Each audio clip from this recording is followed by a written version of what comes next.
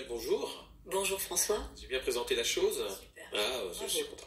Alors, comment faites-vous, vous, chez vous, pour passer ce cas? Venez nous raconter dès maintenant. Et si vous avez des questions concernant ce passage difficile pour vous, on a peut-être la solution ici au 03 88 25 15 15. Le printemps est arrivé, Magali. Quels sont les mots MAUX qui peuvent l'accompagner? Alors en ce moment, on a beaucoup d'infections virales. Ah, Oui. Et également des toux. Alors ce serait des toux grasses. C'est pas très compliqué, on sait comment faire. Des toux sèches, ça se complique parce que c'est épuisant. On peut tousser la nuit, de jour. Enfin vraiment, il y a ces toux sèches qui sont extrêmement fatigantes. Alors avant de dire qu'est-ce qu'on peut faire, je vais me permettre de dire ce qu'il ne faut pas faire. ah, On va éviter, on va éviter les huiles essentielles en cas de toux sèche. d'accord. Ouais, c'est important de le dire. Il y a des gens qui se précipitent. Mais comment est-ce qu'on différencie une toux sèche d'une toux qui ne l'est pas? En fait, c'est vraiment si vous avez l'oreille musicale, ce qui est votre cas, François, vous allez entendre quand c'est gras, il y a des espèces de sécrétions qui veulent sortir. Et Des fois même, on sort des sécrétions, et puis quand c'est sec, c'est rauque, c'est rugueux.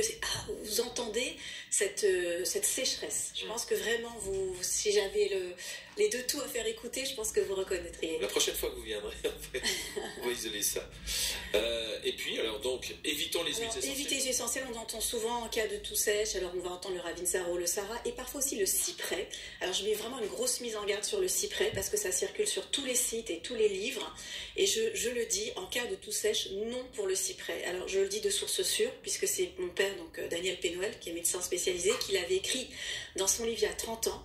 Donc, je le dis de source sûre. Et il précisait que le cyprès, c'était pour une toux, attention, coquelucoïde. Oh, C'est-à-dire la coqueluche. Et la coqueluche, c'est un signal nerveux.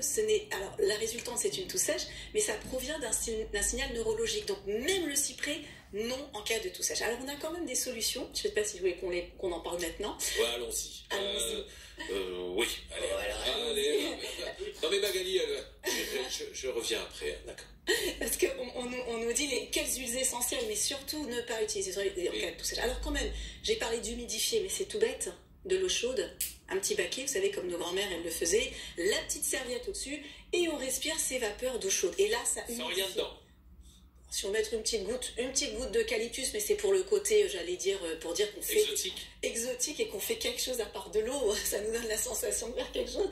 Mais très sincèrement, le bon bain chaud, humidifier toute la partie thoracique, parce que c'est là où l'enfant, souvent ces enfants qui tous sont fatigués, un bon bain chaud, des vapeurs humides. J'ai fait quand j'avais mes problèmes de voix, j'ai fait beaucoup d'inhalation juste avec une petite goutte de... Exactement. Donc si on veut mettre l'essentiel, on va dire, soyons clairs, c'est vraiment anecdotique, et c'est d'abord l'eau chaude et les vapeurs.